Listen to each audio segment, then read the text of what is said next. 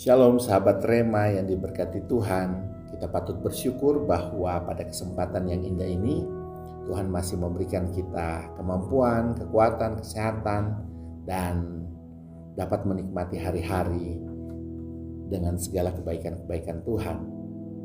Dan izinkanlah pada kesempatan yang indah ini saya juga ingin berbagi tentang renungan singkat di dalam Yohanes pasal 15 ayat yang keempat. Di sana dikatakan, tinggallah di dalam aku dan aku di dalam kamu, sama seperti ranting tidak dapat berbuah dari dirinya sendiri kalau ia tidak tinggal pada pokok anggur.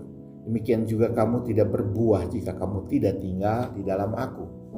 Ternyata menjadi orang Kristen itu bukan hanya orang-orang yang sudah memiliki kepastian untuk memperoleh hidup kekal, tapi ketika kita masih ada di dunia, kita pun dituntut untuk menjadi orang Kristen yang berbuah.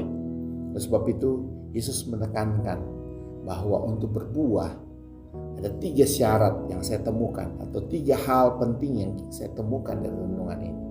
Pertama, itu berbicara terkoneksi. Oleh sebab itu Yesus mengambil satu perumpamaan tentang ranting dan pokok. Dan berkali-kali dia katakan, tinggallah di dalam aku. Dalam ayat 4, ayat 5, 6, dan 7. Tinggallah di dalam aku, tinggallah di dalam aku. Itu berarti bahwa dia mengharapkan saudara dan saya terkoneksi. Karena tanpa terkoneksi itu, di dalam ayat 5 di sana dikatakan, di luar aku kamu tidak dapat berbuat apa-apa. Oleh sebab itu kita perlu terkoneksi dengan Tuhan supaya kita menempel kepada pokok anggur itu, dan akhirnya kita menghasilkan buah. Kedua, pada tingkat lanjutan kita harus bukan hanya terkoneksi lagi, tapi bagaimana kita manunggal. Yang disebut dengan manunggal, bersatu, berpadu, bercampur, bahkan istilah anak muda ngeblend. Jadi kalau memang kita di mana kita ada di dalam Allah, Allah ada di dalam kita, itu betul-betul kita betul-betul menjadi satu dengan Allah, gayung bersambut. Jangan sampai kita hanya merasa kita di dalam Allah, cuma perasaan kita saja, tapi pada kenyataan kita tidak membuka diri untuk Allah ada di dalam kita. Hal ini yang harus terjadi, kita ada di dalam Allah dan Allah di dalam kita.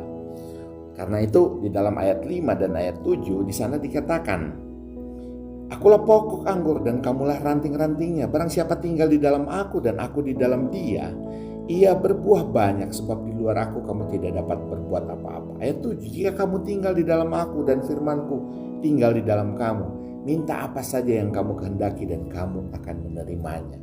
Jadi jelas bahwa ketika kita tinggal di dalam Allah, maka ada satu hubungan sebab akibat, ngeblend, bercampur, yang akan melahirkan kuasa Allah. Karena Allah ada dalam diri saudara. Dan yang terakhir, ketiga, harus bertindak. Artinya saudara harus action ketika kuasa itu ada, bahwa Allah sudah menyatu dengan dirimu. Maka kita harus berani untuk mendemonstrasikan kuasa itu. Bagaimana mendemonstrasikan kuasa itu? Kita hidup benar, kita hidup untuk memberkati, menjadi alat yang dipakai Tuhan di dalam setiap segmen dari kehidupan kita. Bahkan di dalam pekerjaan, studi, dimanapun kita berada, kita belajar melakukan apa yang Allah mau dengan segala kemampuan yang diberikan. Itulah yang disebut dengan bertindak, mendemonstrasikan kuasa Allah. Karena Tuhan katakan di dalam ayat yang ke-8, dalam hal inilah Bapakku dipermuliakan, yaitu jika kamu berbuah banyak, dan dengan demikian kamu adalah murid-muridku. Jadi saudara, mari jangan ketinggalan, jangan hanya merasa menjadi orang Kristen, tapi kita tidak berbuah. Kita pahami ketiga hal ini, terkoneksi, manunggal, dan action. Mari kita berdoa. Bapa, di dalam nama Yesus, kami sungguh bersyukur firman Tuhan mengingatkan kami bukan hanya menjadi orang Kristen yang memiliki kepastian keselamatan, tetapi ketika kami ada di dunia, kami juga bertanggung jawab untuk menjadi orang-orang yang menghasilkan buah, sehingga buah itu menjadi berkat bagi banyak orang dan mempermuliakan nama Tuhan. Terima kasih ya Tuhan untuk rahasia yang dibukakan. Di dalam nama Yesus kami berdoa dan kami mengucap syukur. Selamat malam, selamat beristirahat, dan selamat menghasilkan buah. Tuhan Yesus memberkati.